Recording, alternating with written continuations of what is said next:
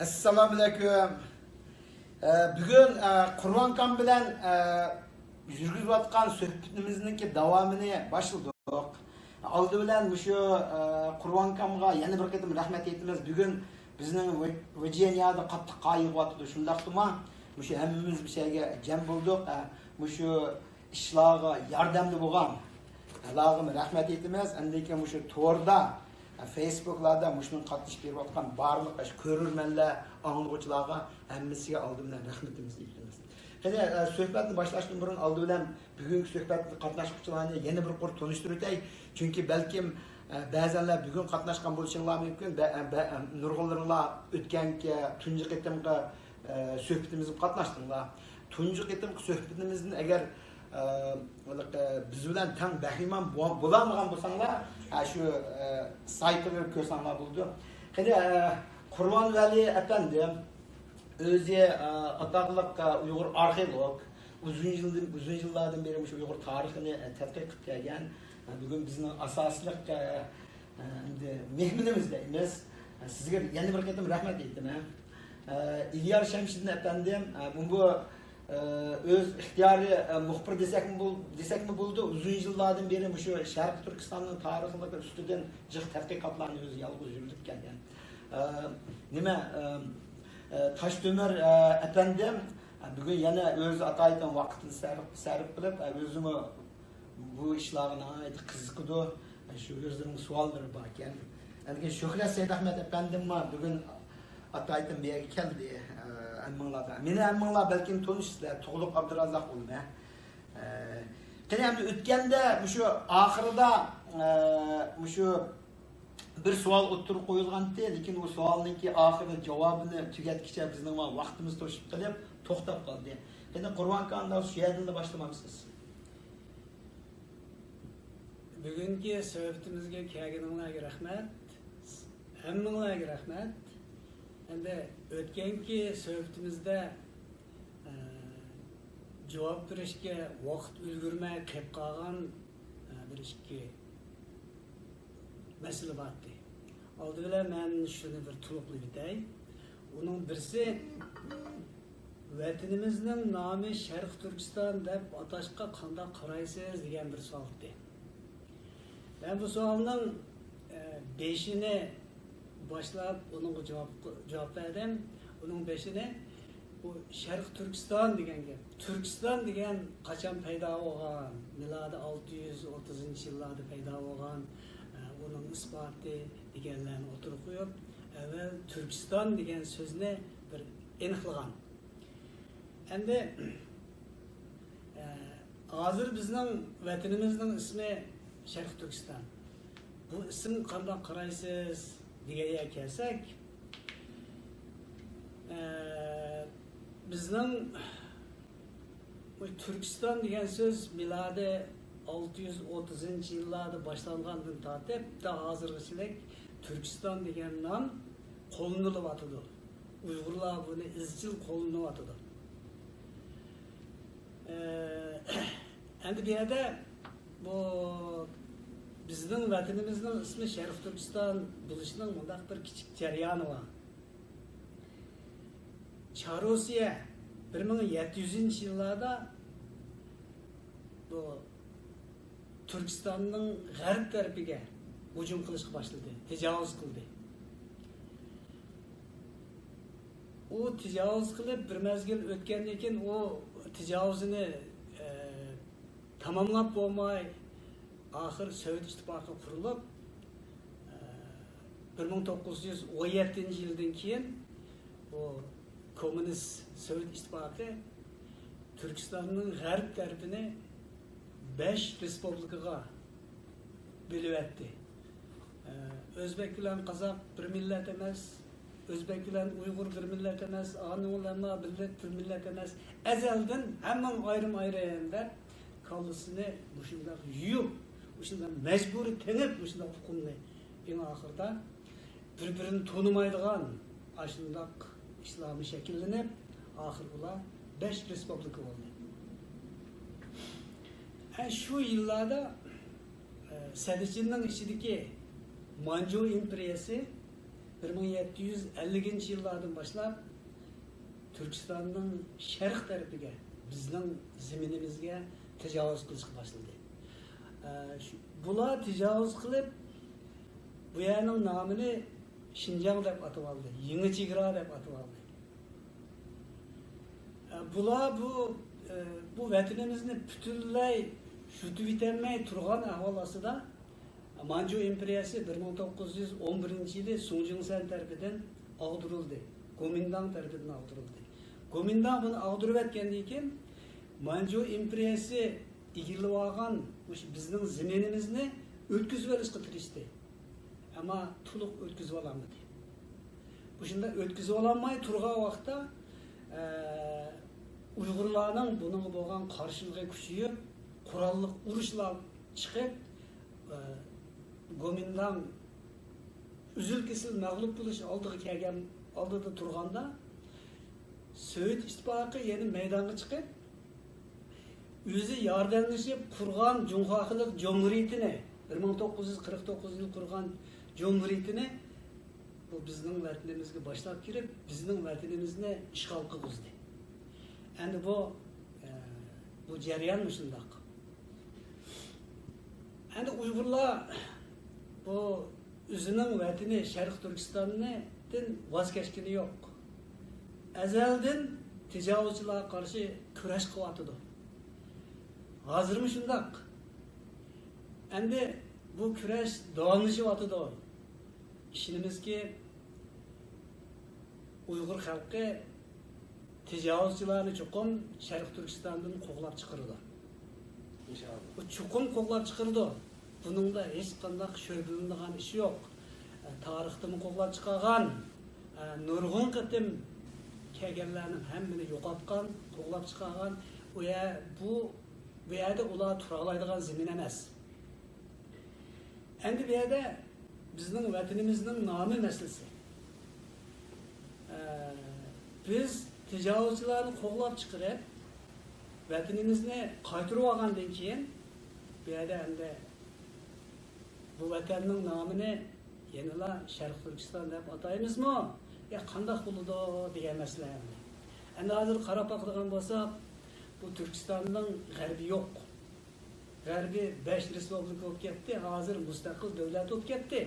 Ular o mustaqillikni tashlab etib, qaytadan Turkiston degan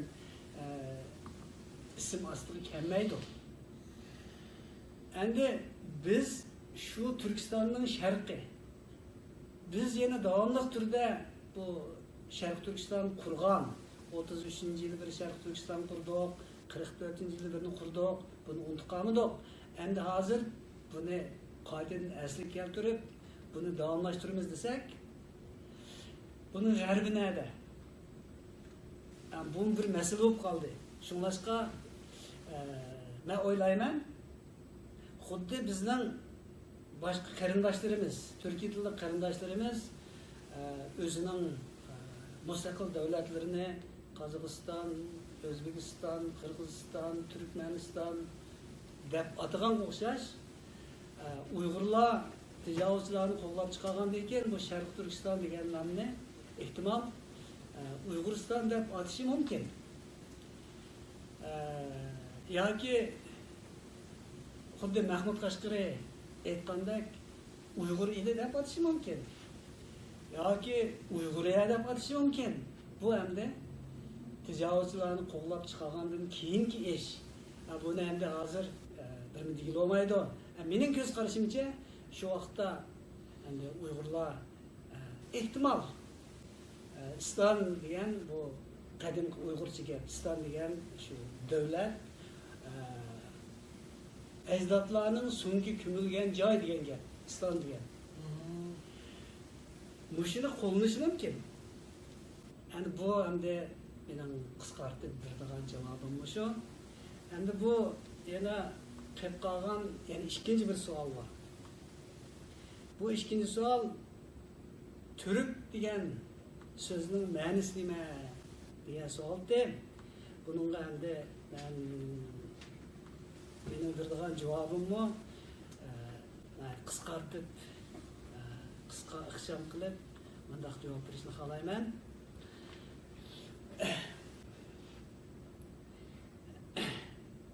bu savolning o'zi hamda Türk degan so'zning ma'nosi nima? Uyg'ur, Türk, Hun deganlar bu bir-biri bilan qanday farqi bor? Qanday o'xshashlik bor degan savoldi. Endi oldi bilan biz Türk'e kelaylik. Endi tarixiy xotirlardan ma'lum bo'lishicha, tarixda Hun, Türk, Uyg'ur deb atalgan xalqlar eng burun Oltay tog'lari rayonida yashagan. Ularning eng burungi makonlashgan yeri Oltay tog'lari deb qaraydi tarixchilar. Endi bu Türk degan nom nereden keldi desa, bunimi şu qadimgi tarixiy xotirlarda aytilishicha, şu Oltay tog'larida yashagan Türklarning bosh kiyimi xuddi Oltay tog'larining chuqchuyib turgan mazmun cho'qqilariga o'xshab turganligi uchun ular Türk deb atalgan degan bir xotir bor. Bu milodiy 7-asrlarda yozilgan xotira. Demak, Türk degan nom shu Oltay tog'larining chuqchuyib turgan mazmun cho'qqilariga o'xshaydigan bastik qudratlik mushundaq bir xalq. Shularning nomi bo'lib qolgan. Ularning bosh kiyimi shunga o'xshab turgan mushundaq bu bir xotira endi. Endi buni Turkiy xalqlar kuch, quvvatlik, qudrat topgan degan ma'noda tushunadi Türk deganni. Endi bu Türk degan so'zning yana milodiy 11-asrlarda xotirlangan ma'nosi bor. İslam Türkiy tillar divanida. Bunday deydi. Türk degan yaratgan egimiz aziz bilgan Nuhning o'g'lining ismi. Nevrisining? Nuhning o'g'lining ismi Türk. Shu bu nima deyishlar debdi. O'tgan ketim siz Nuhning o'g'li Yosefning o'g'li Türk degan tinasiz. Endi ma'lum, endi men Türk tillar divanini bevosita ko'chirib qo'ydim. Endi buningda bir xotirada bunday debdi. Türk degan yaratgan egimiz aziz bilgan Nuhning o'g'lining ismi. Tangri tarafidan qo'yilgan nom deb Türk tillar divanining Uyg'urcha 1-tom 455-betida shunday deyilgan. Men buni shu o'z betida o'qib beryapman. Endi shu Mahmud Qashqari Türk tillar divanida Türk degan ism to'g'riliq aytgan yana mundaq bir so'z bor. Buni Tangri aytidi. Mening bir toifa qavmim bor. Uning ismi Türk. Kun chiqishga urinlashtirdim. Biror qavmga g'azabim kelsa, uni shularning ustiga avatman degan ekan. Buni endi Mahmud Qashqarining aytishicha bu bir hadis deydi. Bu Mahmud Qashqari aytgan gap. Buni men aytib o'tmayman. Bunimi ishonsanglar Mahmud Qashqarining Türk tillar divanining qaranglar. Mahmud Qashqari hargiz yolg'on aytmaydi. 450-chi betimiz, 455. Endi Türk degan ism to'g'riliq tarixiy xotirlarda yozilgan uchurlarni endi o'tirib qo'ydim. Endi bu savolga javob berish uchun yana bir ilgirlash kerak. Endi shu Türk deb atalgan xalqlar, Türkiy tilida so'zlaydigan xalqlar qaysidir? Shu eng burun Oltay tog'larida yashagan Türklar, Türk degan xalqlar, shu Türk degan xalqlarning ichida Hun, Türk, Uyg'ur degan qavmlar bor. Demak, buningda 3 xil nom bilan atalgan qavmlar bor. Ularning hammasi Türkiy tilida so'zlashadi. Endi bu yerda oldi bilan biz 10 turkiy til so'zlashyapti degan masalaning haqidagi bir tarixiy xotirani eslab o'taylik. Bu Hunning tili turkiy til deganni milodidan ilgari 3-asrda Sadichinning ichidagi eng mashhur tarixchi Simochan aytgan, tarixnomada aytgan. Uning aytishicha, Mulla Osmanlı Türk deydi. Özünün padişahını Tanrıkut deydi. Tanrı'nın oğlu deydi deb yazıp koygan. Muşunun o'xshash Türkiy tilidan bir qancha tilni yazıp koygan. Muşunun asasen dünyadaki tarixshunoslar Ularning tili Türkiy tili deb xulosa chiqadi. Buningga emas deydigan tarixchilar hozircha yo'q. Demak, Ularning tili Türkiy til. Hem Türklerning-chi, uningdan keyingi Türklerning-chi, uni Türkiy til. Uyg'urlarning-chi, Türkiy til. Endi bu yerda Türk, Uyg'ur degan bu 3 qavm. Hammasining tili Türkiy til.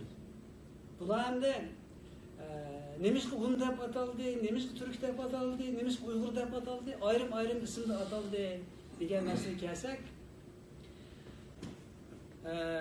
Muşu Türkiye tilida so'zlaydigan xalqlar milodidan ilgari Hun degan bayroq ostiga uyushib, Hun Tanrıquti deydigan bir davlatni qurgan.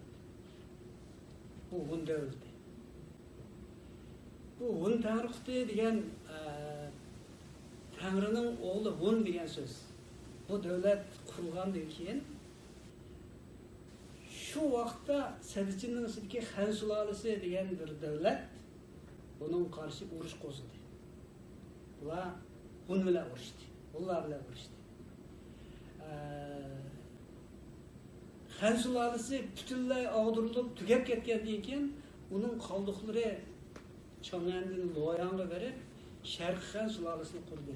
Ular bu urushni davomlashtirdi. Demak, Sharq Xan sulolasi bunu davomlashtirib, mush jarayonda bizning vatanimizga, Tarim vodisiga tajovuz qilgan Bancho deganlar shu vaqtda bo'lgan ishlar. Ular hammasi qo'g'lab chiqarildi. Mashiyada mutlaq ko'p sonligi mush zaminda yo'qtildi. Qolganlari qochib ketdi. Ular qo'g'lab chiqarildi. Ani bu shu vaqtdagi Xan, Sharq Xan sulolalari. Bunun devri hem de şu miladini ilgili 206-yıldan 200 miladi 220 yıllık. Muşu mezgilde şu Xan diye iki Xan devleti Ullah'la uğraşıp bu iki devlet bütünlüğü gumran oldu. Yok. Tarihini yok aldı. Ullah'cı Ullah qattiq zahmlandi, ikkiga parchalandi. Ularning qayta bütün Türkiye xalqlarga yetakchilik qilib, bir yerga mang'idak holi qolmadi. Holsizlandi. Mushundaq ahvol ostida Türkiye tilida so'zlaydigan xalqlar Türk degan bayroq ostiga uyushib, milodi 500-yillarga kelganda Türkiston, ya'ni Türk xalqligi deydigan davlatni qurdi. Bular bu Türk xalqligi degan davlat qurilgan vaqtda shu Xan sulolalarining avlodlari Sadichinning ichida Suy sulolasi degan bir davlatni qurdi. Suy sulolasi aran 38 yil davom qildi. Bu sulola qurilgan kundan tortib 38 yil ichida butunlay mag'lub bo'lganga qadar turklar bilan urushdi. Turklarga intayin qattiq zarba berdi. Bu Türk xalqligi degan davlat ikkiga parchalandi. Suy sulolasi 38 yil ichida butunlay gumron bo'lib tugadi. Yo'q, tarixdan yo'qoldi. Endi Türk xalqligi parchalanib Bunun kuchi ojizligidan keyin Türkiye tilida so'zlaydigan xalqlar qoidadan Uyg'ur degan nom ostida qo'yishib Uyg'ur xalqligini qildi. Bu miladi 744'ten başlandı. Bunu kurulgan vakitte bu suyu degan yok. Suyu tügegenden keyin, suyu sulalası tügegenden keyin şu vakitte aşı Sedişin'in içinde yana Ullah'ın evladı boğan kavimler o Tan sulalısını kurdu. Tan sulalısını kurganlar hemisi Türk Uygur dilinde sözleydi Allah. Sap Türk dilinde sözleydi. Lişimen Tanteyzon. Tan teyzomuz sap Türk dilinde sözleydi Allah. Ama onun terbiyecisi suyu sulasından kalgan en ilgar ustazlar. Bu onunla bunu yama yolu başladı. Vay bu sen padişah şundak çoğun Tan degen Uygur halkıdan çoğun sen ani özenge bekundur verip çoğu sana amandı. Bütün alemi sen han olsan onu deyip ani küşkürtüp Uygur halkı olan Tan sulasının oturusunda azrak işte oldu. Ama hemisi Türk Uygurlar. Bunu hem de keyinki tarihçiler Türkler Tan sulalısından Uygur halkı oturusunda uğraşı olan buna düşman deydi. Bu hemisi yaman garazlık. Millet çocukların arasında Bular özleri ben devletimni çoğurak kısam diyenlik. Bu hem de bunun keyin şu tarixni tadqiq qilganda bu noktaga dikkat qilishini ümit qilaman. Endi bu yerda men bu savolga asosan javob berib bo'ldim. Türk degan so'zning ma'nosini dedim. Türk, Hun, Uyg'ur degan shu Türkiye tilida so'zlaydigan xalqlarning farqi nima? Bular devletini qanday qilib qurdi, qanday ahvolasini bo'ldi? Bu endi bu savolga men asosan shunchalik qisqartib shunchalik javob berdim endi. Endi bu yerda yani men bir qistirib qo'ydigan bir muhim narsa bor. Shu mayli qaysi davr bo'lsin, shu Tarım Vadisi Uyg'urning emas degan gapni Rus olimlarimi dedi, Xitoy olimlari yomon jiqdi etdi. Bularning gazeti var, radyosu var, TV'si var. Emas deydiganlarning hech qanday radyosi yo'q, TV'si yo'q, ular so'zlayolmaydi. Bu shundoq ahvolasida bir yolg'onni deyaversa Rasqaylmıdo degan gaplarning qoidasi bo'yicha bu Uyg'ur yo'qdi Tarım Vadisida. Bu gapga ishongan Uyg'urlarmi bor? Bizning tarixchilarimizning ichida buning ishini ketganlarmi bor? Endi men bu masalani oydinlashtirish uchun yanada Xan sulolasining tarixidan bir abzas bir naql etmey.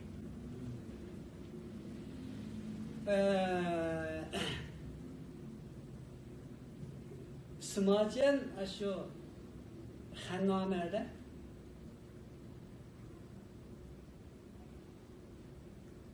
G'arbda 36 devlet var. Bu hemisi Tarım Vadisi'ni öz ichiga olgan şu Temurtağ'ның atrofidagi ve onun sel yiroqroq joylaridagi davlatlardi. 36 devlet var. Yoki 36 shahar var. Bularning hemisi Ullah'a qaraydi degan bir yozma var, bir xatir var.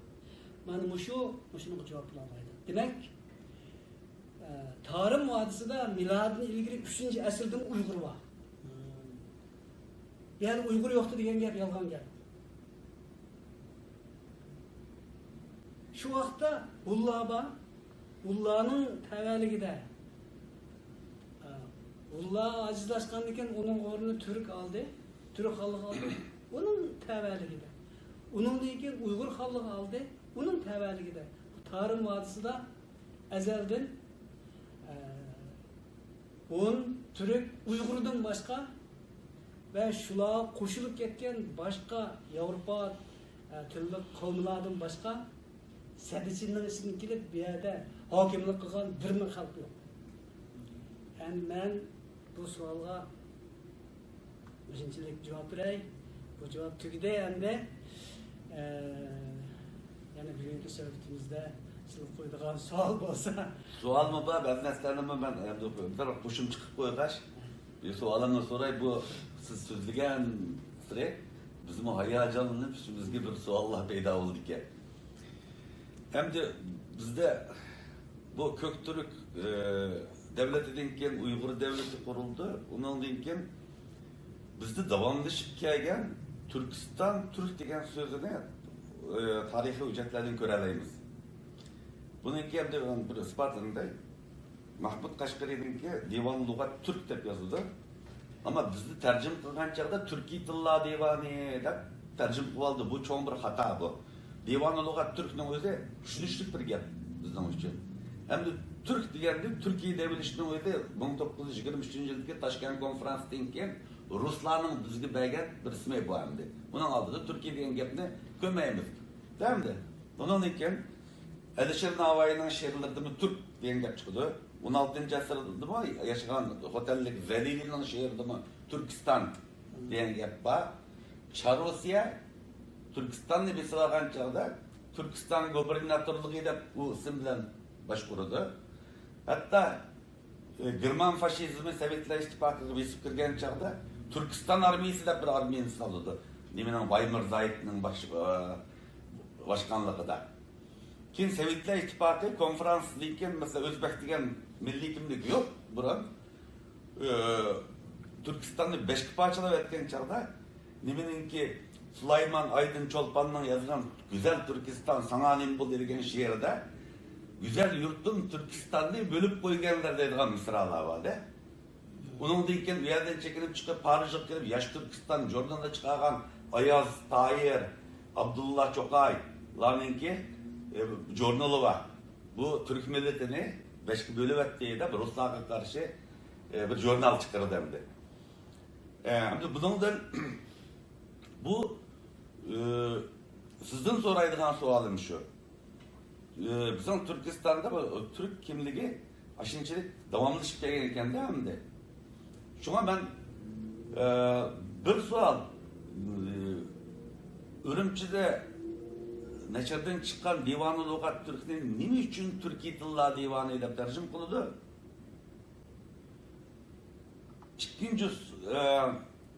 İkinci sual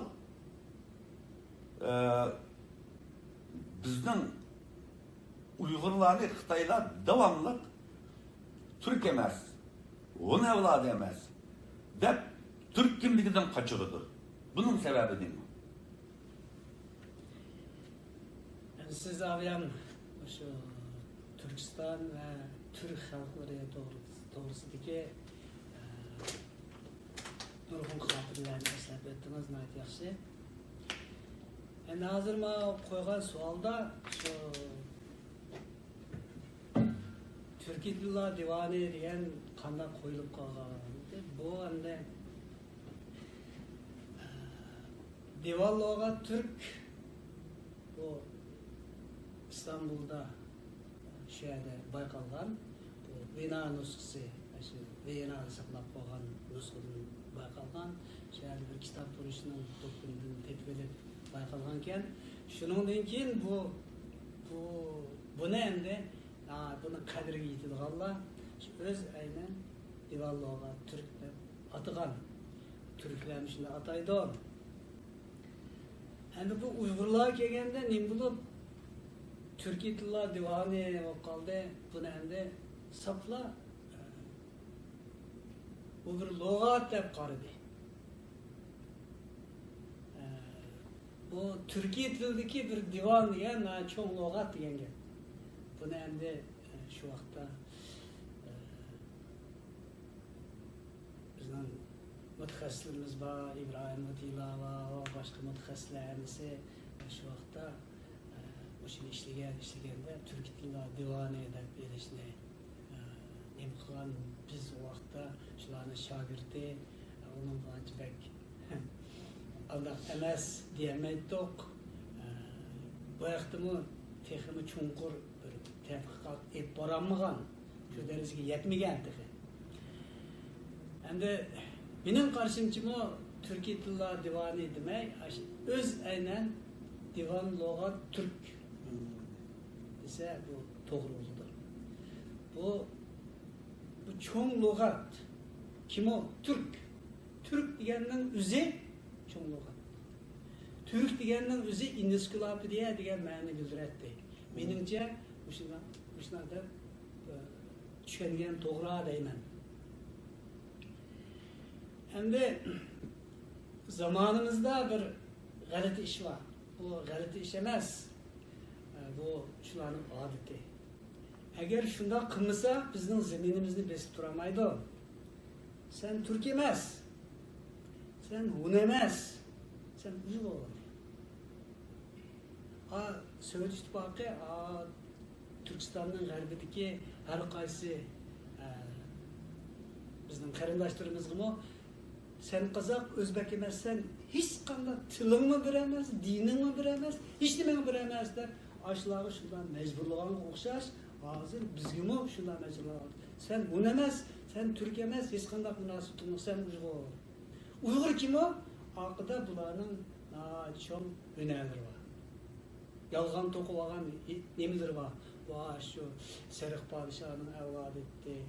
Manç xotunu var etti. Manç xotunun falanı xotunun falanı tuğulgan deydigan yamancık yelimikire hikayeleri var. Şu hikayeni bazağa salıdı. Şu hikayeni uğup kalganlar mı? Şundaq mı nime deydigan tarihçilerimizin var. Hem de bu hemisi yapan gel.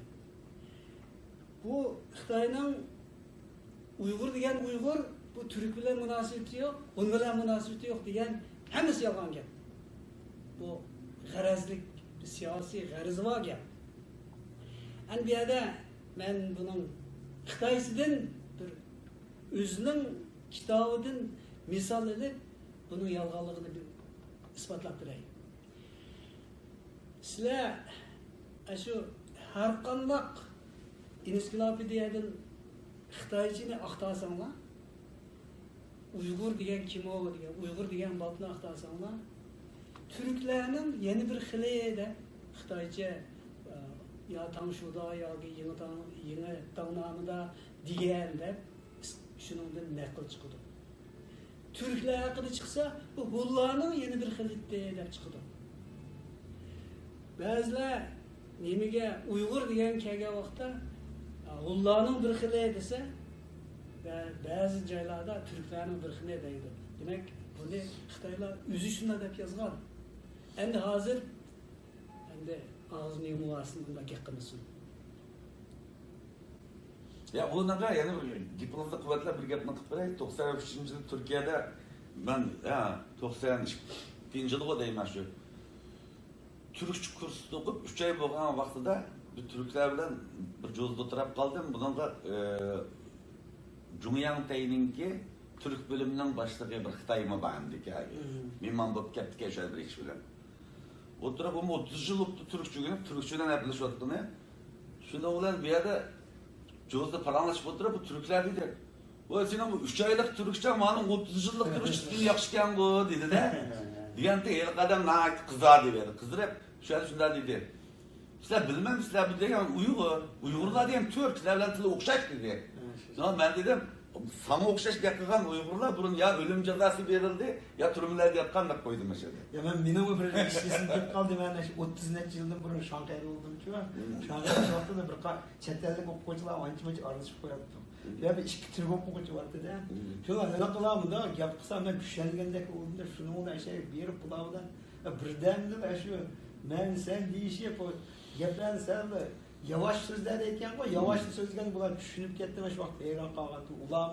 Ular biletken yo'qchi, vaysilargan Uyg'ur Turkiya deb lamanda, Uyg'ur Turkiya deb bular. Men vaqtlarda u chalib choq azroq biletdi, men lekin undaq qilib hozir qilimlarni vaqtida ma'lum nima bo'ldi. Endi bir yerda bir savolni o'tirib qo'yay deb qildim. Men buningda bizning o'sha to'rlarda nurg'un odamlar ko'ryapti-ku, shularning birisi mushtaq bir o'tganda siz ay yulduzlik bayroq ustida bir azroq tushuncha bergandingiz-ku, shuningga bir qanchalar bak qiziqib ketdi. Ayrim tekstlar keldi, e-maillar keldi. Mushu ay yulduzlik o'sha bayrog'imiz ustida bir tafsillar ekan. Bak tafsili bo'lib ketishga vaqtimiz yo'q bilan tafsillar bir tushuncha bergan bo'lsa deb shuni talabni o'tirib qo'ydim. Men ham shu talabni o'z bitti sizga yetkazyapti. Men shuning endi azroq bir tushuncha berib talabsiz. Endi bu 33-yili birinchi Turkiston qurilgan vaqtda bizning bayrog'imiz ay yulduzliq ko'k bayroq deb atab ekan. Ular endi uningga shu bergan ta'birni shuni bir izlab bir shu Sharq Turkiston tarixi shu vaqtdagi nerdan bir izlab ko'rib baxsam bo'ldi. Men endi bu ay yulduzliq ko'k bayroqning en başlanışı bizning shu en burunqi ay tamrisi deb ayga chiqilgan davrimizdan tortib ayni ulug'lab kelganlik uchun hozirchilik bu ay yulduzliq bayroqdan voz kechgani yo'q. Bizning naqshlarimiz bunday ay olmasa men yuramayman, aydan ayrılanmayman deydigan. Bu hammasi bizning uzundan buyon davom etib ketgan urf odatimiz, an'anamiz. Endi bu Sharq Turkiston Cumhuriyeti bu ay yulduzli ko'k bayroqni o'zining bayrog'i qilish to'g'riliq bergan ta'birlar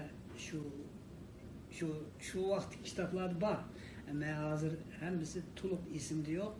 Yani bu ta'birni shu Sharq Turkiston Cumhuriyeti bergan. Shular bekitgan.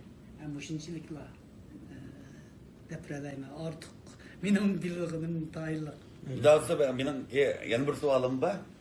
Bu şu Xitay hükümetinin ki Şinjan ezelden Cumhur'un ayrılmaz bir kısmı degen sepsetesiga qanday qaraysiz? Bu nayte çoğun sual. Hem gapning poskalisi. Bu sual hem de xili adamlarni sag'atadigan sual. Men arxeolog. Men arxeologiya bilan shug'ullangandan keyin mush masalaga duch keldim. Men o'qiganda Şinjan azaldan Jungoning bir qismi deb o'qigan. Uningga emas deydigan hech qanday nimam yo'q edi. Qanchalik bilimim yo'q edi. Men arxeologiya bilan shug'ullangandan keyin mush masalaga duch keldim.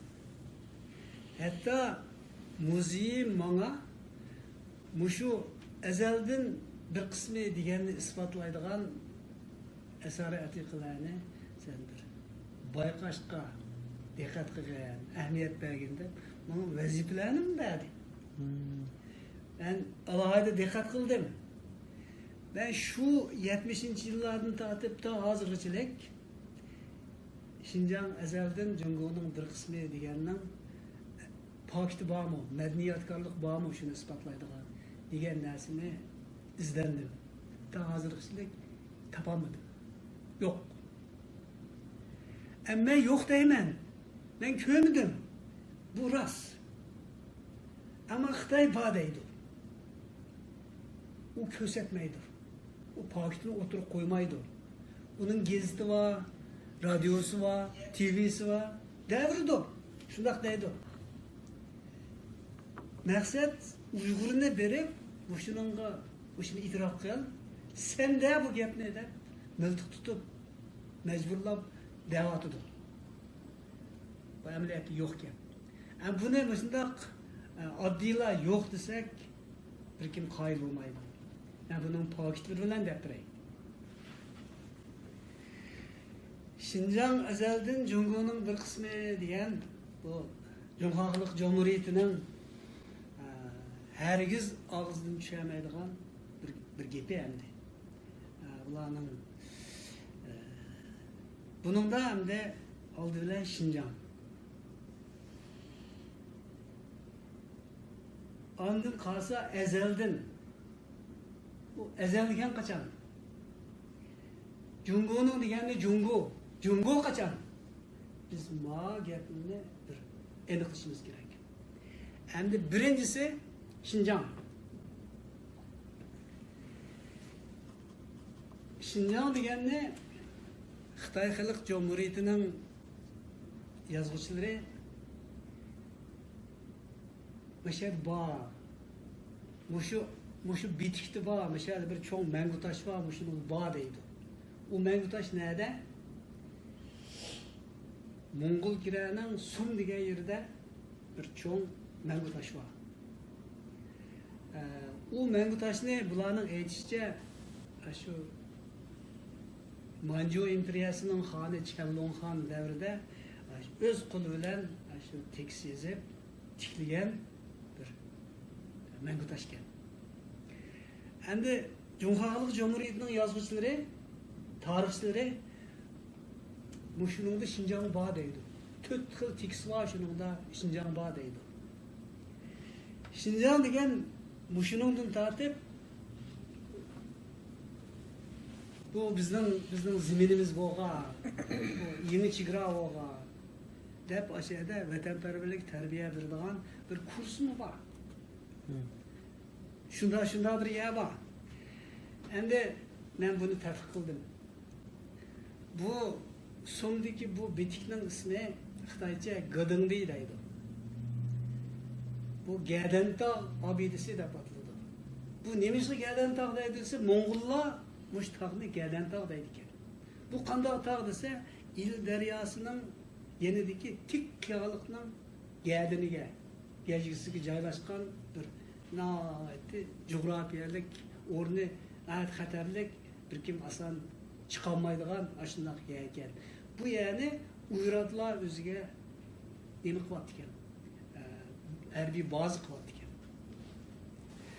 Bu Uyratlar bilan Manjurlar to'qnashib qolgan vaqtda Manjurlar adabiyoti shu Gadan tog'ni. Gadan degan Mo'ng'ulcha ham Uyg'urcha o'xshash gap. Şu Gadantog kepti. Bu taq kilib bular şu nemini davachi degan şu Uyratlarning harbiy qo'mondonini yerdan surib to'qay qilib qo'llabdi. Bu nemiga Uchturpon ketdi. Uchturpondan bir Uyg'ur tutib akab turdi. Bu boshqa hikoya, buni hozir demay turli. Demek şu Gadantog obidasi degan taşta 4 xil tekst var. Xitoycha, Manjucha, Mo'ng'ulcha, Tibetçimi shundoq. Bunun Uyg'urcha yo'q. Endi men uning Xitoychisini xatma-xat tekshirdim. Hem de bir közen kömeye kalamıkim deb tekshirdim. Bunun da Şinjan degan gap yo'q. Onun Manjurchisi boshqa tillardagini tillarda deki tekstlarni tadqiq qilgan maqolalarni o'qidim. Uningda Şinjan degan gap yo'q. Uni nima bor desa Manju botirlari shu tiqiyadan chiqib Gadantog'dagi şu davachini qo'g'liga, mashani og'a deganlar gapga. Demak, bu Manjur bilan Uyratlar o'rtasidagi jang. Shu jangda Manjurlar g'alaba qilib, bu yerda bir nima tiklabdi. Mushu obidni tiklabdi. Mushu obida 1750-yil tiklangan ekan. Bu obidada Şinjan degan gap yo'q. Ama Cumhuriyet Cumhuriyeti'nin tarihçileri kıpkızı yalgancı bo'lganligi uchun mushu obidada Şinjan degan gap bor. Şinjan azaldan degan meshadan boshlanadi deb aşağıda vatanperverlik terbiye et baradigan kursu bor. Bu bir kıpkızıl yalgan. Demek bular Şinjan ezelden degenin, Şinjan degen mesela badaydı yok. Noçu o zaman körsetsün. Bu bir. Şinjan degen yok. Bir şeyde bağırırken gep uzurap gittiğin şeyde bir 5 minutlik bir tane psikolojik kalsak özümüzle birer yutum su içip olamsınız. Ya man tükütüteydi. Ya bu ahir uzulup gidip şu sözlüğün bekliyor. Ya manın nemisi var. Ma Şinjan ezelden degenin ma Şinjan Ne demesine? Devasın buyurun. Şinjan degenin tükütükte yan kalkan, Garbi rayon korukçu bek mahkemesi o bu degenler var. Ulanı mı yani tefsir edilen gel. Hem de özünüz çarçap kaldınız mı? Ya. Rahmet. Hem de kızmazsa. Hem de bu Şinjan ezelden degendi ki bu Şinjan degen yok. Hiç kanday farkı yok. Mesela badaydı şunun yok. Abidi de yok. Noçuvası körsetsün. Ya ki padişah palanı vaxtida deptikendisi hesap emez. Yazgan bolsa tasdiqda Şinjanda tasdiq salgan tasdiq barmı? Ya ki mani Şinjan qısaq deb yollagan hüccet barmı? Manju imperiyasının qaysi kitabıda, qaysi yerinde Şinjanda hücceti var körsetsün. Yok. Ben hazır bizlik tapamdım. Demek Şinjan'daydı o. Şinjan degen yalgan. Yok. Bu ende ma sualının Şinjan degenge bir dahan cevabım.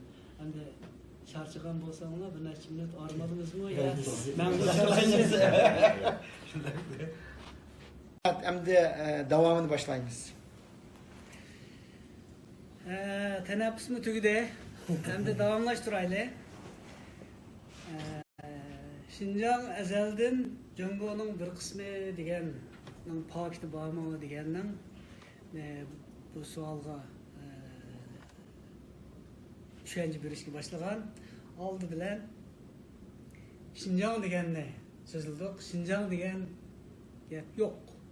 Bular özleri bağdaydı, muşu abidede, muşu Mongol küreğinin Sum degen yerdeki muşu Çellonxan üzdikligen abidede Şinjan degen gap bağdaydı, onun da Şinjan degen gap yok.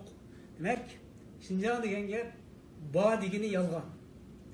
Bu benim birinci gapim.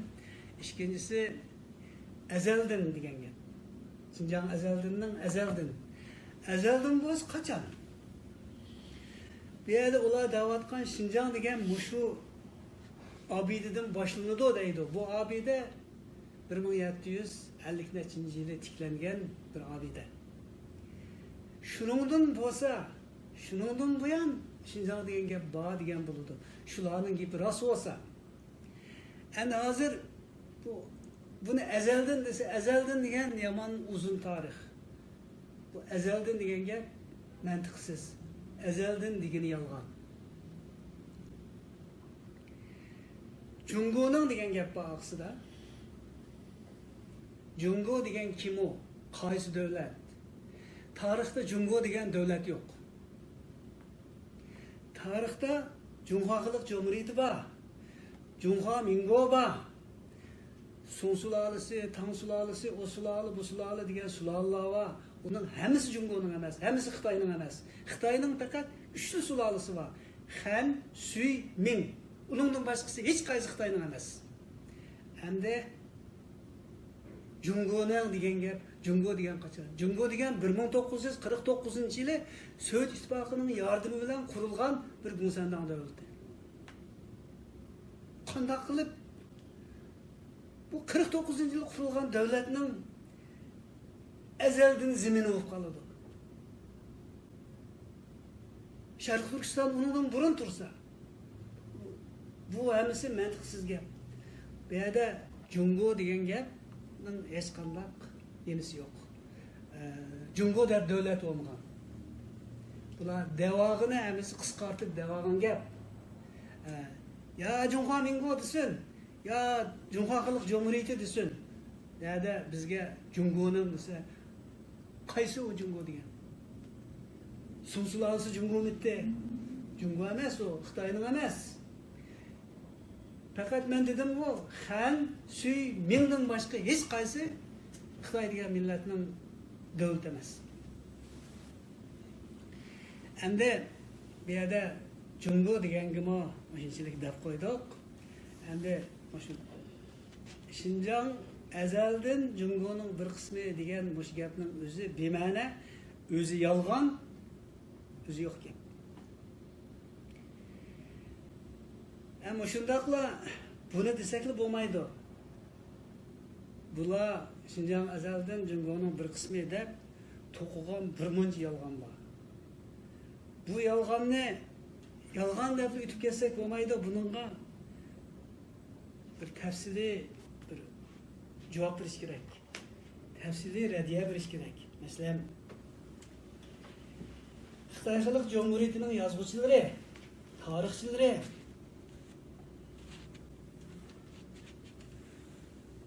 G'arbiy rayon qo'riqchibek mahkamasi degan bir shu tarım oymanlığını boshqaradigan bir ma'muriy organ bo'lgan Xanshlarista deydi.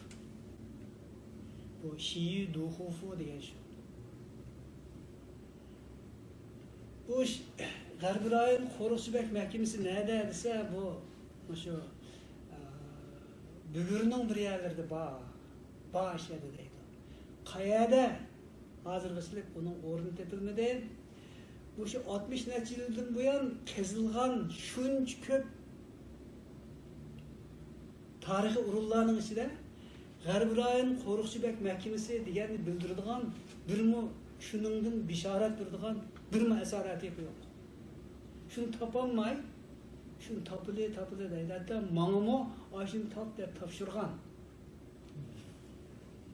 Muzeyda meni tarım medeniyetini tədqiq qiluvchi deb nom berib, cho'ng yo'g'on qalpoqni kiygizib, shu G'arbiy rayon qo'riqchibek mahkamasi deganni o'sha Qurbonvali topidi, sen top deb menga vaqt ajratib bergan, mablag'ni ajratib bergan. Men Turpanning Xonqura tog'laridan tortib, shu Kuchaning bir yerlargachilik Teklimakan bo'ylab, shu Latpikap kiraligidek yerlarning hammasigachilik tekshirgan. Burun tepilgan shu izlarning hammasini qaytadan tekshirib ko'rgan. Uningda G'arbiy rayon qo'riqchibek mahkamasi deganni bildirilgan hech qanday bir faktni men uchratmadim.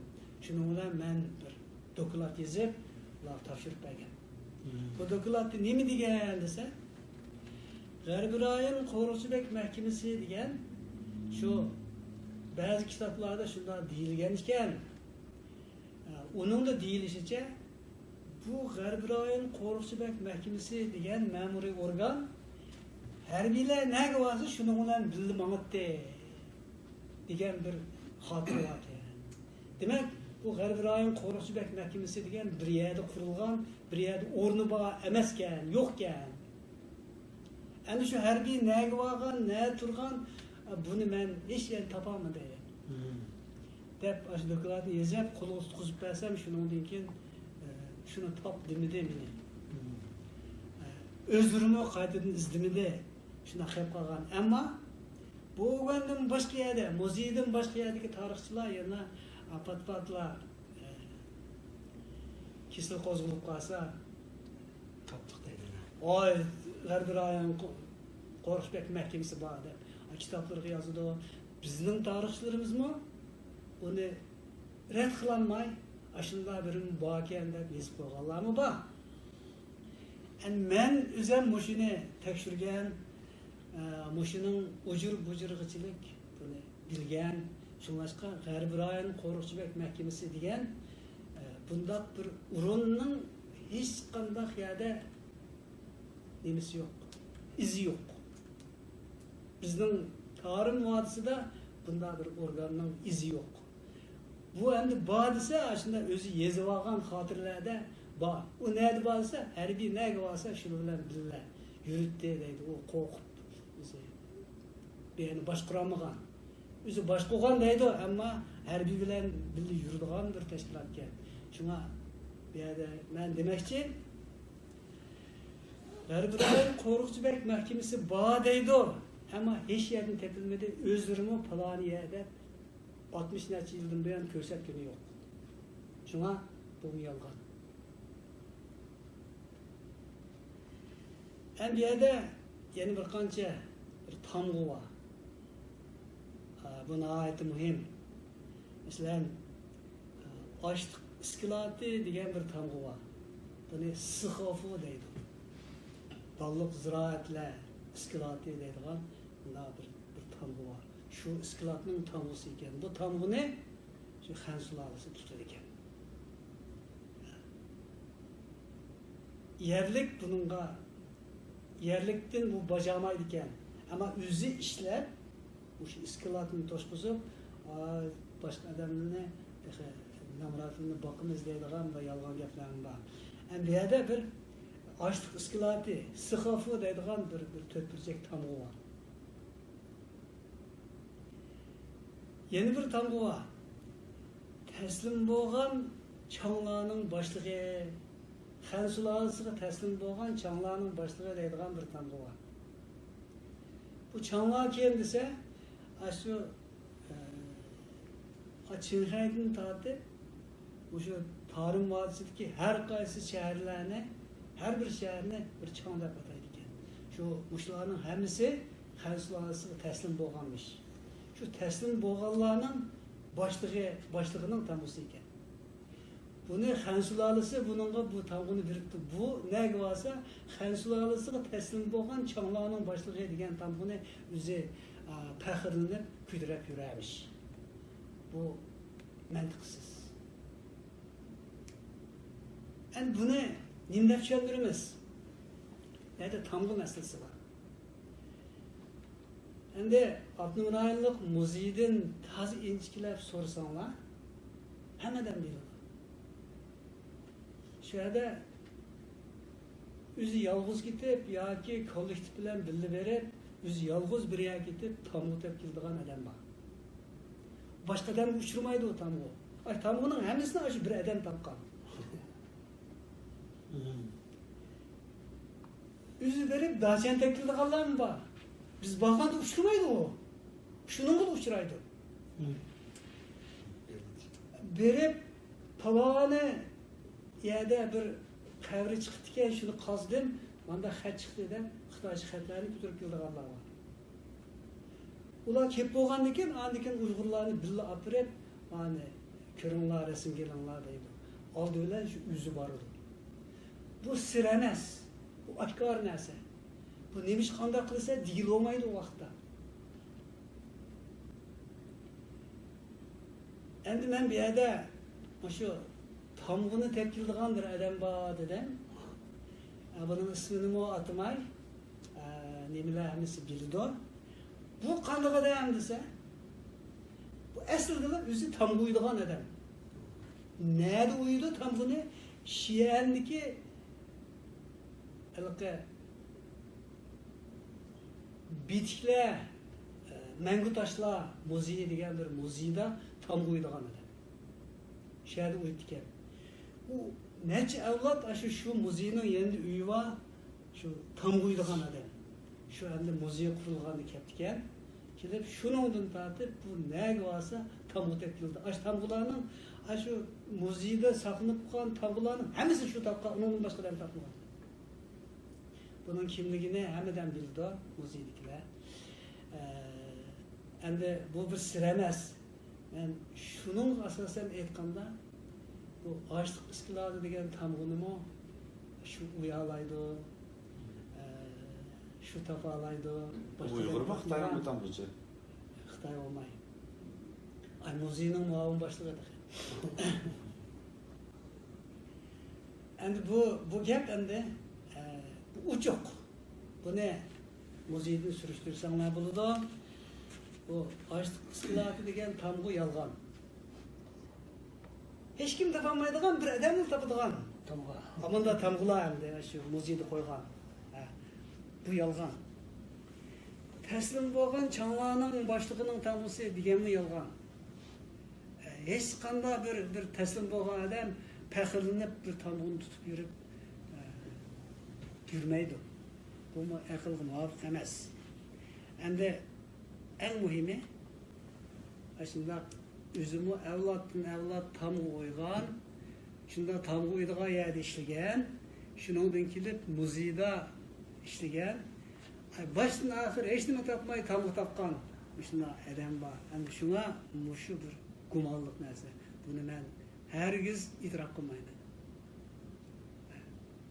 Bunu bir kim başka adam tapamaydı. Şuna iş endi.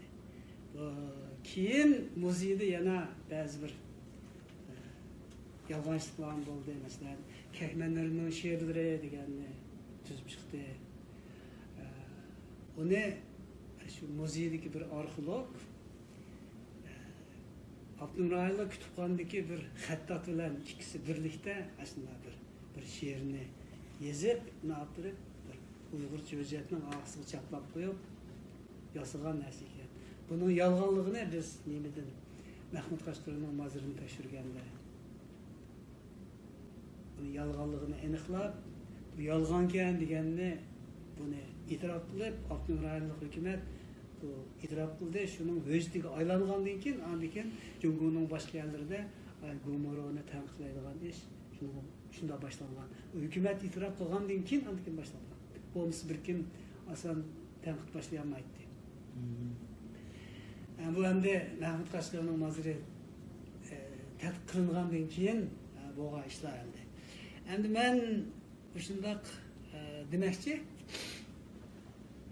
Şinjan ezelden Jungo'nun bir kısmı degende Şinjan degan yalgan, ezelden degan yalgan, Jungo degan mi? Unda devlet yok. Onun ayrım ismi var. Endi qagını endi şu Cumhuriyet Cumhuriyeti'nin tarihçileri mesela davatkan Qoruqçubek Mahkemesi, Açlık İskilati Tanrısı, uşlarının hemsini ezelden Jungo'nun ikenliginin ispatı edip, aslında köstüdü. Bu ispat bulamaydı. Yok, hemsi yalan. Yani benim hazır deydiğim şu, eğer ezelden bizden gitti dese, Xitay tarihçileri Pakistani kösetsin. Da hazırlısında ki Pakistan'ı kösetip bakmadı. Manamın muşunu tavşırgan, ben onun Pakistan'ı tapamadım. Özlergimi diyen, da hazırlısında mening deydiğinin ezelden Jungo'nun bir kısmı degan bütünlay yalgan. Bu gapni daliverdi. Xuddi Hitler bir yalganni 100 qatim desa rost qo'yilmadi degan bir falsafasi var. Shunga o'xshash. Shunda deydi. Daliverdi. Gazet shuning, radio shuning, TV shuning, hamma nima shuning, qurol shuning, bu shu aslında devirdi.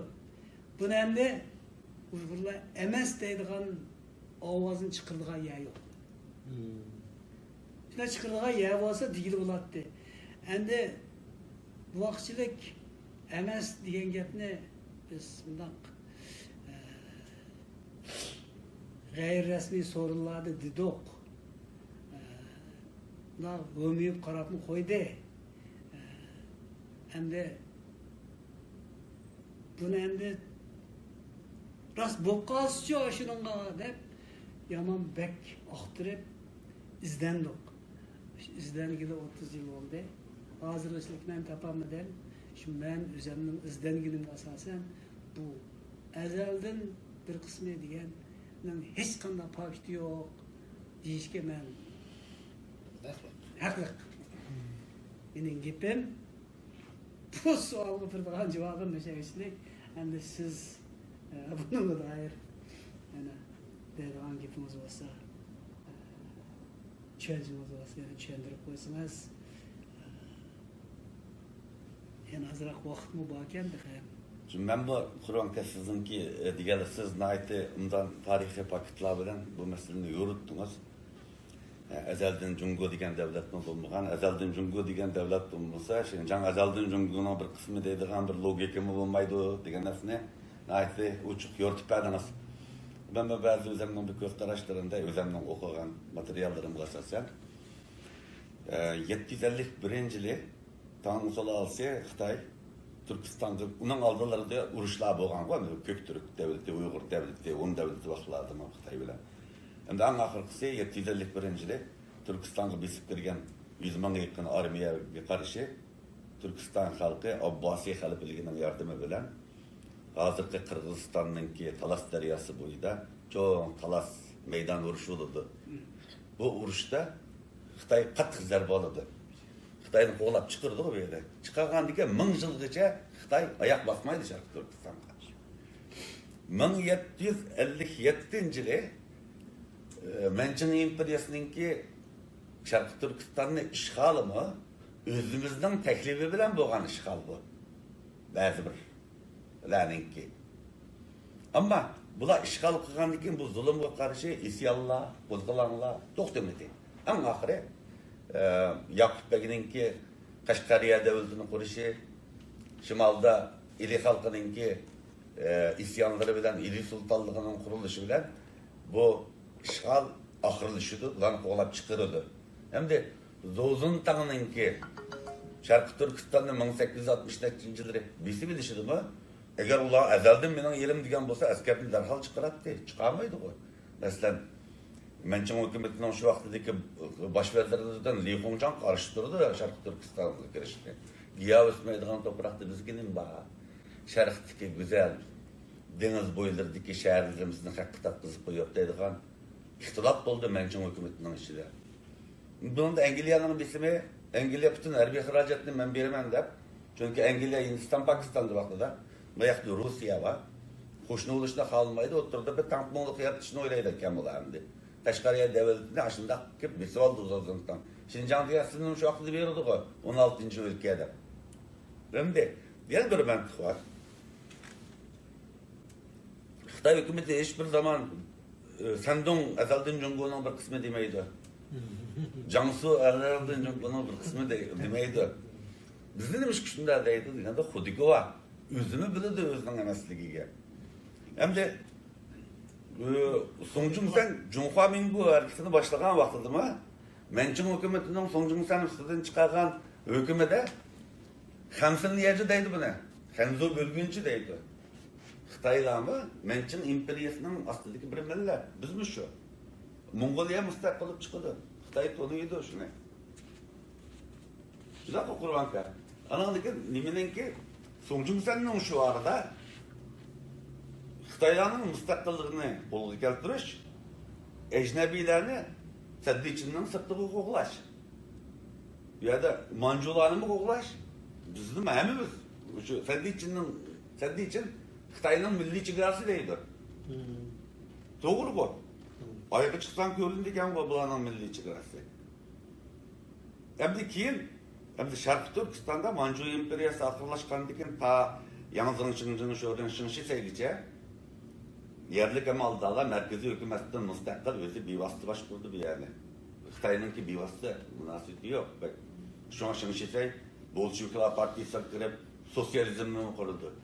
Merkezi hükümetten alakası yok. 43. yılında bu Sovyetler İttifakı bilen arası bozulgan deyken çünkü German faşizmi Sovyetler İttifakı besip girgendikten de Şinşitay üzeriydi o Bolşeviklardan. Bular tüydeye edip karab. Ve şu vaxtda Gomindan'a bağlandı. Xitayning qo'lda qolgan tariximiz bek uzun emas. Bir insonning ishi bilan bir millatning ishi o'xshamaydi. Yaqinda kirdik bu Xitoyninki mustamlikasiga.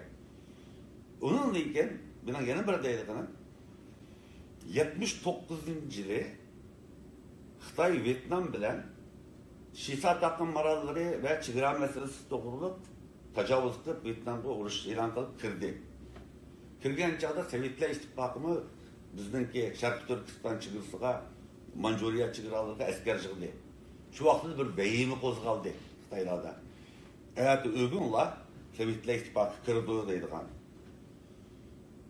Qaç oldu. Mesela ben G'uljida 79-yilda 14 yaş vaqtim Xitoylar qamidi. Ürümchiga mangadigan Abduzdin belti 18 so'm 30 tiyindan 200 so'mga chiqib ketdi. Bir Xitoy yo'q ekan qarsak, hammasi qochdi. Demak ki, bu yerda Xitoylar nima uchun qochdi, Uyg'urlar nima uchun qoldi degan masala bor. Xitoylar Şarkı Türkistan ezelden Şinjan bizden ayrılmaz bir kısmımız diyen bilen yürüyü undaq demeydi olanın. Şun kaçtı. Bu vatan emas olanınki. Bu ne bu Çeçen uruşu bulgan çağda Çeçen Çerkez cemiyetinin Türkiye'de bir başladı dedi. Ben bizde yamancı Xitay kirip ketdi, bizge işte müstakillik nisip bola mı? Dep soruğa baktığımda şu adam şunda dedi 70. yıllarda Çeçenistan'ın payitahtı Gruznya'ya barsam 90% Rus, 10% Çeçen olup gittik deydi. Hazır onu Rus kavmi dedi, demiz kaçtı deydi. Ulan kahraman millet deydi ama Cenab-ı Allah'ın toprağından ilgisiga bergen bir igidarçılık duygusu buluyor ki bu acayip bir duygu ki. Bu emes adam onu his kılanmaydı ki. Sizlerdi mi Şarkı Türkistanlıklarda şu zimenge olan igidarçılık duygusunu Cenab-ı Allah sizlerge vergen Xitayga vermegen degendikken 79. yıldık Kaşkaş ismi geldi. Demek ki biz ne vardık, hiç şey varmadık. Çünkü bizden vatanımız var. Xitay kaçtı işletin. Ben sizden sözünüzü kuvvetlep biraz bu oyla kaldım dep koydum. Ben hem de yeşim bek çoğup geçmem. Ben küçük vaklarımda mesela Ulucularda asasen Xitay köylendik. Şu vaklarda ürümçilerdim ha. Bizning uyimiz aşıyorduk. Hazır Dünkürk tarafta şu. Bu Dünkürk taraflarda andımında bir Xitaylar koçuda kitpağını gördük de. Ama vaklarda küçük toq kiyensel Hoşumuza kelgen çağlarda ba'zi bir kitaplarni o'qib qo'yib, kichik vaqtimda sal o'ylab qolardim da bu shu azaldan bizning yerimizdeydi, o'nimizdeydi. Bu nima uchun bular?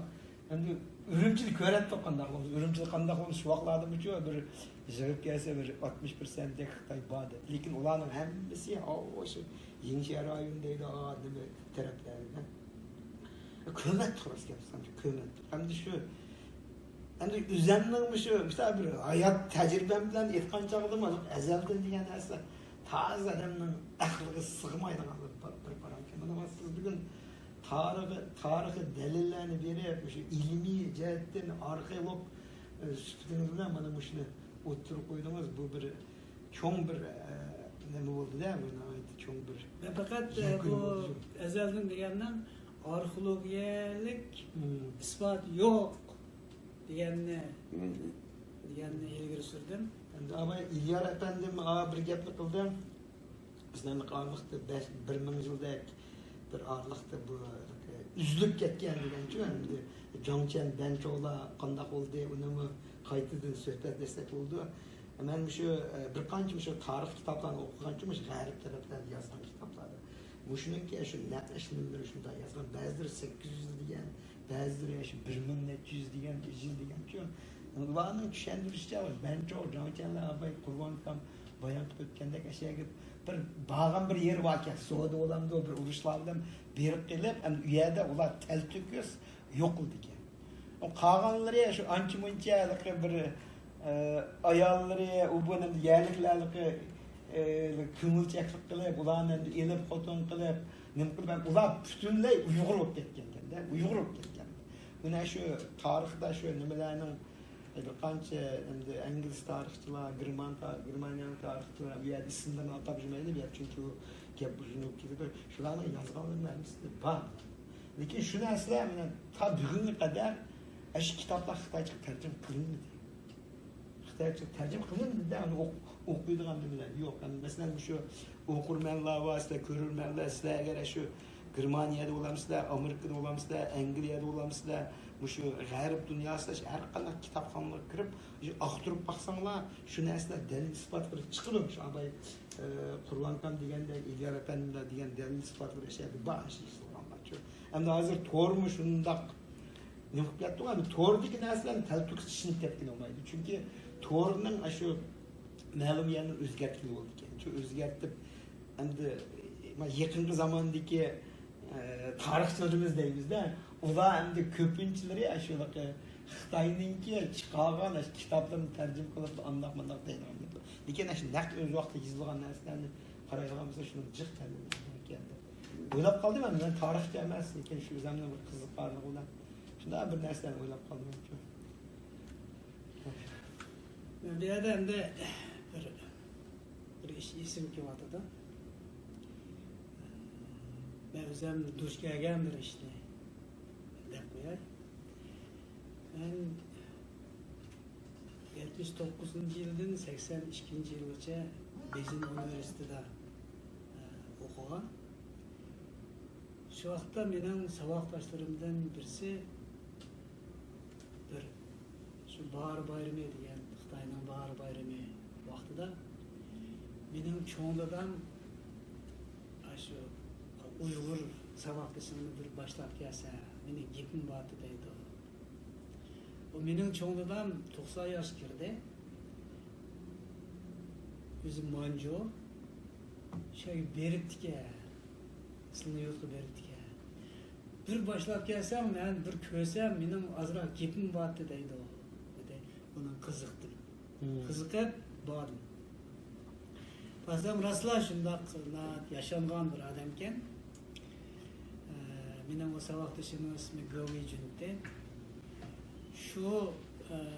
Şunun cho'ng dadasi meni ko'rib, qarab, sen Qumulni bilamsan dedi. Ben Qumulga borgan dedim. Şu mening cho'ng dadam Qumulni aytdi. Ay Manjur askarlarining bir qo'mondoni ekan, shunga beribdi. Ondan keyin mening dadam sizning yurtlarda turibdi. Mening o kichik vaqtimda shunga bir olib berib qaytirib ketdi. Ba'zi ishlar ishda esimda bor dedi. Qumulni qanday aytdi? Shunday bir hikoya o'zi deb bersam desam, men shuni deb bermoqchi sana dedi. Deb nima deydi? Sizda hozirmi sotqin xoinlar jiqmi deydi. Men shu turibli qoldim. Cho'chib ketdim-da buni. Baja so'rab qoldingizmi buni desam, mening cho'ng dadam shu Qumulga hujum qilg'ili ketib etib, uning 5-10 kunlik yer qolganda qanday boramiz? Yerga hujumni qanday qilamiz? Kuchelish qilib bo'ladimi deb toza endish qilayotgan vaqtga 5 otliq odam Qumul tarafdan keldi deydi. Kelib kimlar shu ta'zim qilib, voy podshoh janoblari, avatga askarkan. Mana Qumulda bizning podshoh deganni birdamda olamiz. Bana men yol başlayma. Barayli. Asker degan nayt az. Bu askerler hemisi açlık iskilatını saklaydı. Açlık iskilatını şundakla desi varsanlar, bu Qumul degan padişah mana men dep aldığımıza tazim qilib chiqdi. Tugaydi o. Depto deydi. Degandan mening cho'ng dadam buni anglab, bu bizni boshlab bir möhturni qilami deb endish qilibdi. Endish qilib tutinglarmi buni deb 5ni bog'lab, 5 toz kaltaklab urib, ipin rasmo yolg'onmi deydi. Hammasi illo billah ras debdi. Shuning bilan bular bunun bilan ashuning ichidan ikkisini sen başla deb bir 10 dak askerga mang'izibdi, shuni boshqizib qog'inni agar yog'ini aytgan bo'lsa, ama 3-ni mayda o'ldirdi, mayda tutib qoldi. Ay ikkisi shuni boshlab berib, ay Qumulning shu iskilatning hamma yerini ko'rsatibdi, kechida berib. Qayadan kiradigan hammani ko'rsatib bo'lib, hozir olamizmi ya? Kuchimiz yetadi debdi. Degandan keyin ya berib biz qo'mondonga buni yo'llayli debdi. Shuning bilan bular qaytib kelib rostga degandan keyin shu ozroq askarlar shu 5 boshlabdi. Berib bular oldi bilan Qumulning iskilatini, ochliq iskilatini besib olgandan keyin Qumulning Wang shu 10 kun ichida o'zi taslim bo'lib chiqibdi. Şunun bilan boshqa yurtlarga borgandami mushundaq sapla hayırlar aldığı çıkır ekan. Aslında başlap boray deb chiqadiganlarni chiqar ekan. Bu hozir misilda shunday xoin bormi? Men bu yerga kichigimda meni bir opirib ekan, bir esimda bor. Shundan keyin bu vaqt hech qanday gap anglamadim.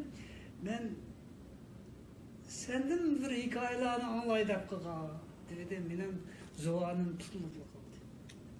Men yerda shundoq nomus qilib ketdim-da. Bunday gapni anglab boqmagan. Testda shunday yaxshi deb berdingiz. Men buni anglab qoldim. Endi hozir endi shunday xoinlarni men bormi deyamayman, yo'qmi deyamayman. Shunday xoin bor deysam, texe yo'q deysam, bu yolg'on bo'lib qoladi. Bir xato gapib qo'ysam, bugün berib meni ma bezimni joylayotmisiz deb gap qilmadim. Shu yerda o meni mehmon qilgan nim bo'ldi, kelindim meshim o'tmadi. Shunda bir gapni anglagan. Demak, shu vaqtda bizga hujum qilganlar, shularning avlodlari biz to'g'riliq mandaq tushunchada borlarim bor ekan. Men bu shuni qo'shimcha qilib qo'ydim. Rahmat sizga. Taşdemir efendim, hazır soğan var mı ya? Siz abitim Jungo 1911-yili Juhamingo 49-yili Juha Xalq Cumhuriyeti dediniz. Onun ardından Xitoyni boshqa chet elliklar ya bizlar nima deb ataydik uni?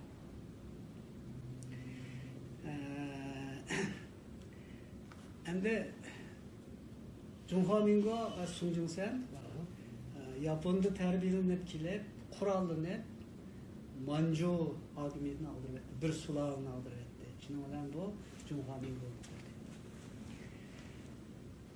Shu vaqtda o'zini nima deydiganligi nima yo'q.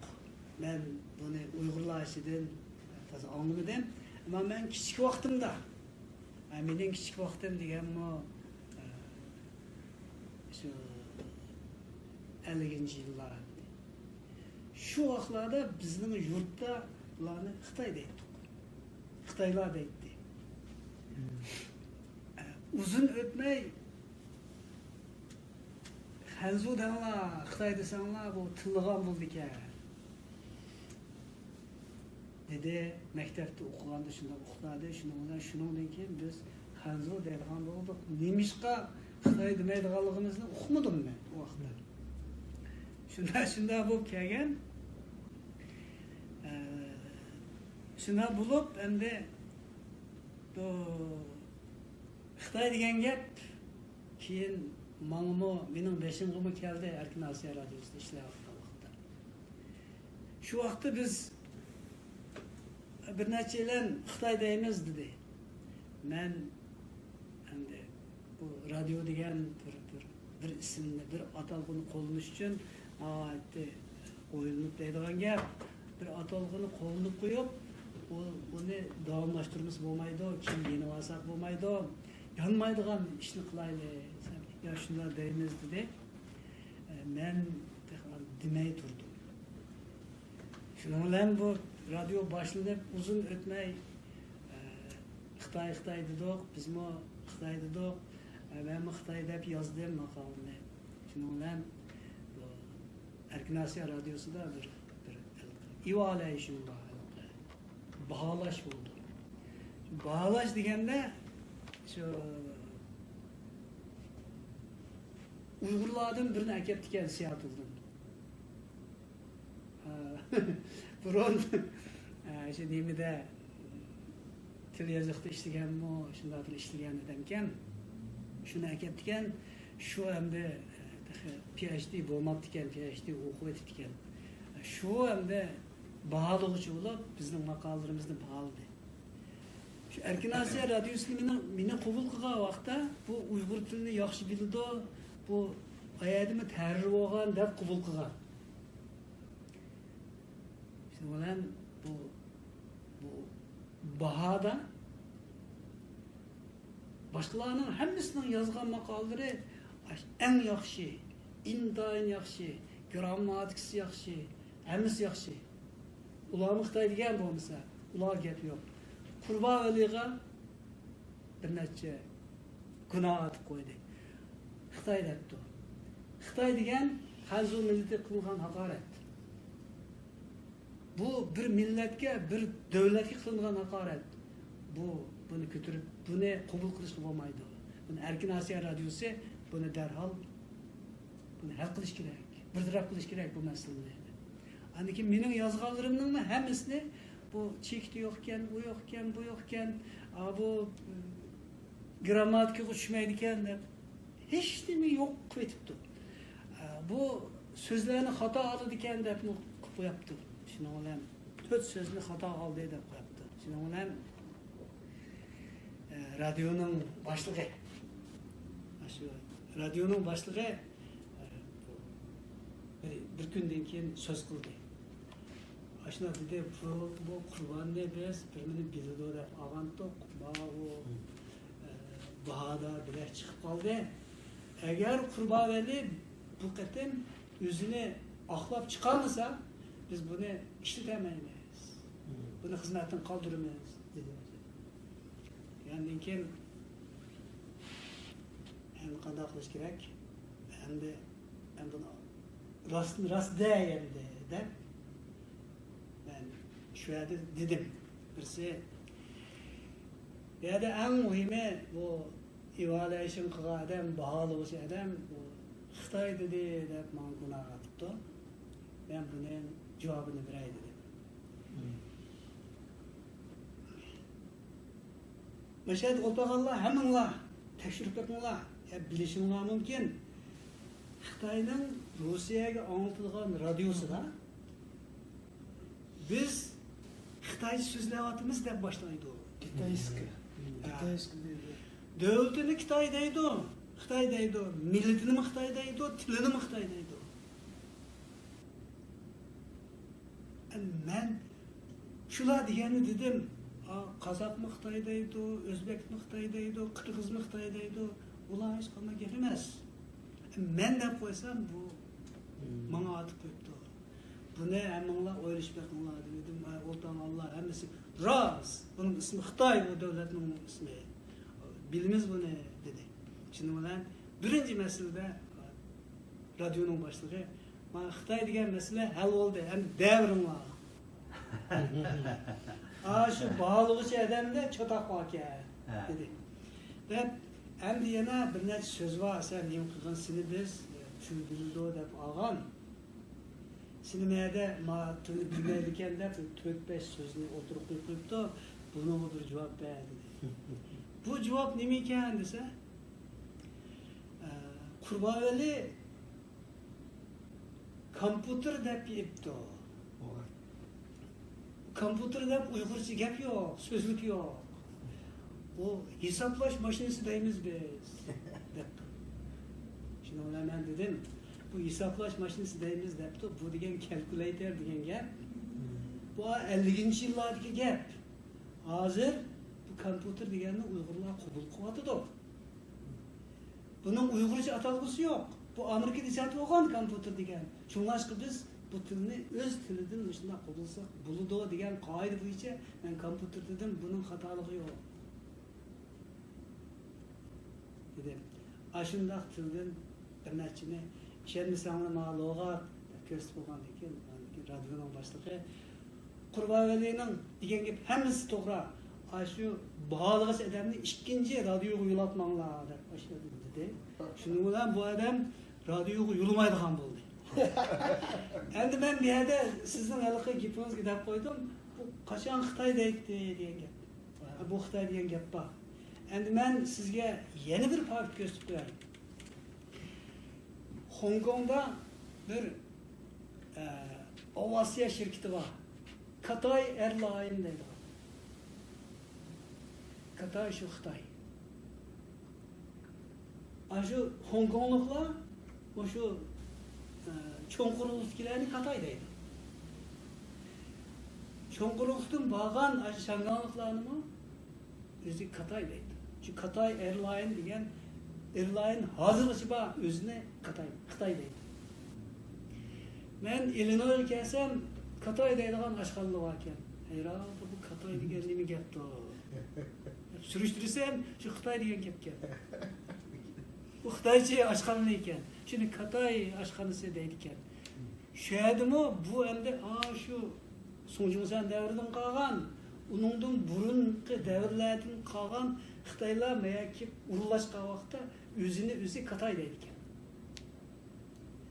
Bu endi Manchu sulolasining, Manchu imperiyasining xotirasida bor. Bu Xitoylar ularning qulug'i, u millat qatorida ko'rmaydi.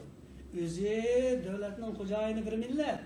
Qolgani ko'zi rangli ko'zlar bor deydigan gap. Bizni rangli ko'zlar deb ataydi.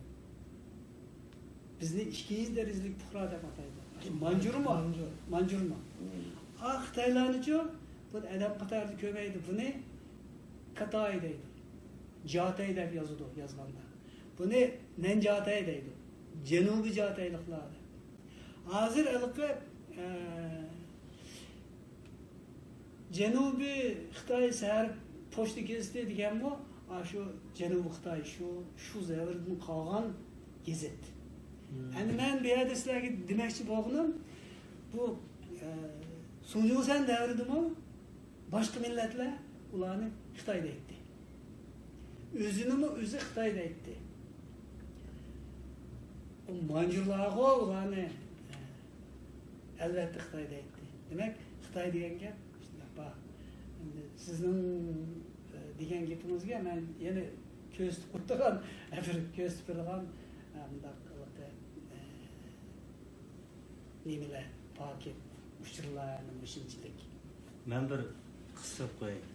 Men bir o'z vaqtida bir Xitoycha maqola o'qiganda bu shu vaqtda o maqolani mensi bu Uyg'urlar Xitoy deydi hansularni. Bu zodi hurmatmi? Shu maqolada debdi. Bu Ruslar Xitoy deydi. Bu Xitoy bilan hech bir munosabat yo'q deydi. Bu Uyg'urlar Xitoy deb Uyg'urlarning hansularga qo'ygan nimasi laqimi. Chunki o Uyg'urlar bu kelgan dastlab kelgan Xitoylar dehqonlar bo'lg'achqa, yezdi sayrada dehqonchilik qilib qora kiygan keyin Xitoyni ular Xitoy deb Xitoy degan. Bu hurmat qilgan gap bu biz Xansuh millat buni bizni haqoratlanayotdi deb bilmasligimiz kerak. Chunki bular bizni hurmat qilib Xitoy deyotdi deb ashta bir maqol chiqdi. Shuni o'qib kelsa, qilib bu Xitoy degan buni tilgan gap emas. Buni endi Xitoylarga kim deganisi bizning ishimizdagilar bu tilgan gap deb boshqalarga uqtirib qo'yib, lekin bizga bo'layotgan gapda bizning ishimizda shunday qiliq xushomat qilaman deb bir ish qilgan bu odamlar yo'q emas. Endi bu Xitoyning ta'siri Xitoy kirishdan burun endi o Manju degan Xitoy emas bu, Manju deganning tilimi Altay til sistemasida ba'zi nurg'un so'zlari biz bilan o'xshab ketadigan. Hatta bizning Uyg'ur alfabesini qabul qilgan ekan bular hammaning ichida borku, deymi? Manjurlarning yezig'i shu Uyg'ur yezig'i shu. Uyg'ur yezig'i, ha. Endi Uyg'urlar shu vaqtda Manchang imperiyasini Çin deb atab ekan bu. Masalan, nimaning Bilal Nazimininki G'azotlar mulki Çin deydigan asari bor. Shundan qaraganda biz shu vaqtda Çin deb atagan ekanmiz Manchang imperiyasini. To'g'rimi? Shu. O'zi Çin imperiyasi deb ataydi emasmi? Pokiz, Yevropa ulug' degan ma'noni bildirgan Çin bilan qolgan. Daçin deydi o deydi. Türkler Çin deydi. Aşna deydi. Şu vaqtdan qolgan gap endi o Çin degan bu Manjurlarni haqorat qilgan gap emas. Şu Manjurlarning ismi bu. Endi bu Xitoy degan gap endi shu Üzü şunda deydi o. Şimdi üzü şunda demese biz bunda demeydik. Onda olsa kadar başka soğanlar bulsa. Köp rahmat. Bugün ayta, Kur'an-ı ayta. Obdan paranlarını kıtladınız, bu şey ilmi cihetten, hem cihetten, görülmenler belki yeni sualları bağlı oldu. Her kadar sualınlar olsa, işi oturup koysanlar buldu. Hem de bir yer azırak uzur soraydıgan yerimiz var. Bir qançыңlar nurgun şu kommentlerini, suallarını sorğantыңlar. Hem de bazı suallar, onun ahval qaraganda Qurban Kamgım dedim bu uzunroq vaqt ketdi ekan. Shuningga Qurban Kam bilan yana sizlar bilan yana bir ayrim maslahatishib, hamda yana birisi ko'rurmanlarningki ehtiyojiga qarab, yana shundaq suhbat yani davomlab o'tkazsak bo'ldi deb o'ylayman. Qurban Kam bugun vaqtimizni ko'p oldik. Mana qayg'ib o'tibdi, senli baldiroq qaytmasaqmi yo'ldan biroz xatarlik bo'lib qolgandek turdi. Shuning uchun hammalarga rahmat.